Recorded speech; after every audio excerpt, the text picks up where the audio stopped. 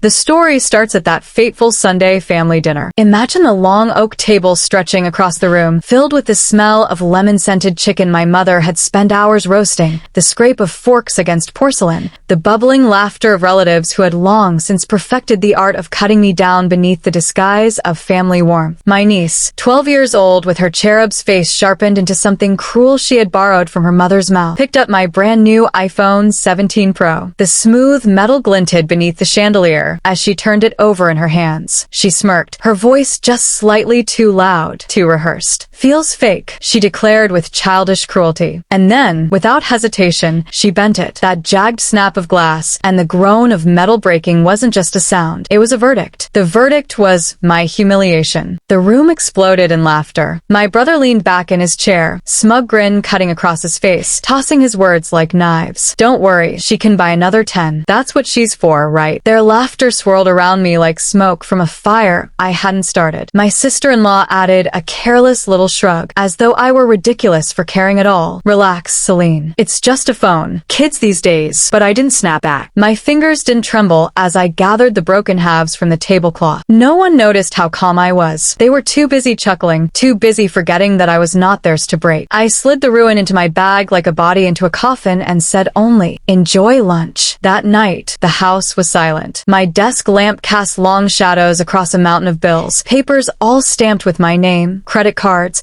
insurance, school tuition marked as for my niece. That phrase mocked me. I wasn't a family member in their eyes, not really. I was a living credit line, their invisible safety net. I stared at that tuition line, $900 due as always, and this time I simply stopped. One click. Cancelled. Payment gone. Phones snap. Laughter fades. Reputations rise. But silence lasts longer. That night, I let silence become my accomplice. I did not sleep. Sleep is mercy. And mercy had no place left in me. The shards of my shattered phone caught the lamplight like jagged ice and, staring at them, I whispered to myself, this was only the beginning. By morning, the silence had rippled outward. My brother called first, voice clipped with the arrogance of someone who still believed he was speaking to the family doormat. The school called. Tuition payment bounced. Some kind of mistake, he said, impatient. A mistake. Such a simple word, tossed at me as though I were still that compliant sister who swallowed humiliation whole. Not a mistake, I replied, my voice even, smooth as glass. I ended it. Silence crackled on the line like static, and then came the sharp intake of his breath. Ended? That's her future. What the hell are you talking about? My memory conjured the smirk of his daughter, smirking as she bent my phone for sport, the roar of laughter rising at my expense, and for the first time I felt nothing but clarity. Her future, I said, is in her parents' hands now, not mine. He slammed the phone down, furious, but that sound only thrilled me. That was the sound of a chain breaking. By Sunday evening, the war reached my doorstep. My sister-in-law pounded on the door, perfume rushing into my home before her words even arrived. Her earrings swung like weapons, her mouth curling into a snarl. "You're sick," she spat. "She's a child. You're ruining her life over a phone." I didn't step aside. I stood calm in the doorway, arms crossed. "I'm not ruining anything. I'm giving back what you've all taught her, that actions have consequences." Her brittle laugh cracked like glass. "We'll find another way. You think you're the only one with money?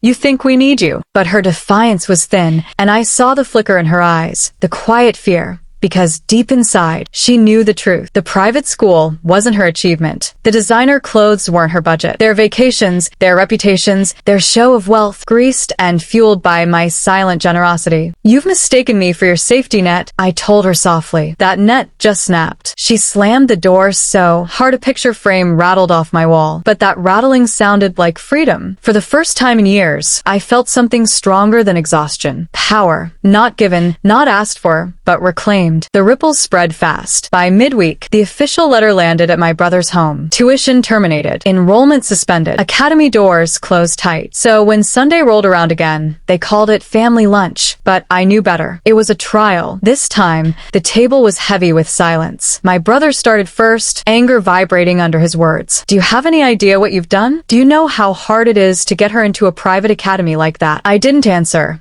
And for once, my silence carried more weight than shouting. My sister-in-law leaned forward, voice syrupy, dripping venom. You've always been dramatic. Now you've made us look like fools. Parents talk. The board talks. Do you want your niece treated like trash now? I tilted my head and almost laughed. Funny. You didn't mind when she treated me like trash at this very table. A ripple of unease ran through the room. They weren't used to hearing me wield my words like knives. My mother, always the peacekeeper, whispered tiredly, "Selene, sweetheart, be the bigger person. Reinstate the payments and we'll move on." Those words, "be the bigger person," had been my cage for decades. Always me patching over their entitlement. Always me silencing my own anger so their comfort could grow fatter. I raised my eyes slowly, deliberately. No, one word cut through years of expectation like a blade. The silence that followed was deafening.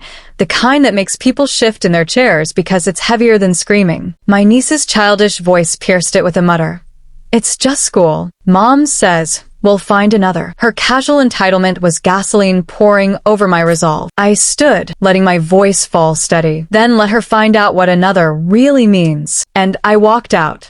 Days later, that second letter landed, the final one. Not just a warning, expulsion. Effective immediately. No more tuition, no more waiting lists. The private door was sealed permanently, and with it, the family's precious reputation cracked open. Whispers looped through their social circles like wildfire. My sister-in-law seethed under the shame of rumors. Her curated lifestyle, once sparkling with brunch parties and family trips on Instagram, dwindled into silence. Reputation, to her, was oxygen. I had stolen away her air. The next chapter came not in shouting matches, but in quiet crumblings. My niece's first day at public school was a storm I didn't need to witness firsthand to understand. The crisp uniforms were gone, replaced with plain fabric. The designer shoes vanished, traded for sturdy generics. The whispers followed her through the hallway, old friends messaging with biting questions. What happened? Did your family go broke? And though I wasn't there, I could picture her slump, her eyes wet, as the pedestal she had taken for granted splintered beneath her feet. Wolves hunt weakness, and her peers smelled it instantly. At their dinner table that week, my brother's jaw was locked tight, his wife's eyes rimmed red. Gone was the arrogant laughter, the mockery, the smug power they thought eternal. In its place grew something raw, desperation. "You've made your point," my sister-in-law whispered, voice thin as paper. "She's suffering. She doesn't deserve this." I set my fork down quietly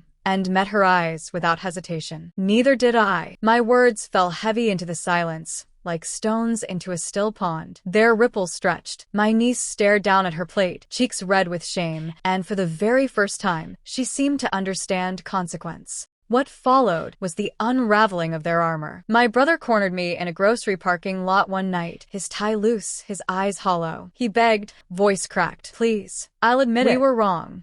Just don't let her suffer anymore." He even pressed a trembling check into my hand. Half a month's tuition. A useless promise fluttering between us, like a white flag. But I stared at him and shook my head. This was never about money. You don't understand. It never was. It's about respect. Something you and your family never gave. And I'm done begging for scraps of it. I got into my car. His figure looked smaller in my rear view mirror than ever before. Revenge, I realized, is not loud. It's not even rage. It's silence.